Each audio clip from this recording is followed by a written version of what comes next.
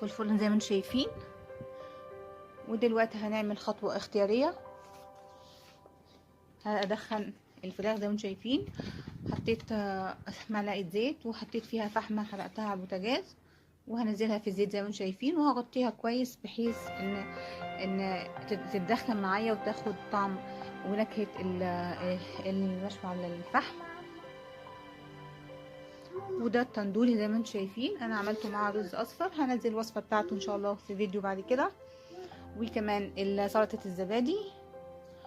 ودي كانت وصفتنا النهاردة، جربوها ويا رب تعجبكم، ومستنية تعليقاتكم، وما تنسوش اللايك والشير والاشتراك في القناة وتفعيل زر الجرس ليصلكم كل جديد. ويا رب تعجبكم وصفتنا الهندية، وان شاء الله هيبقى في وصفات هندية كتير الفترة اللي جاية ان شاء الله، الفيديوهات الجاية.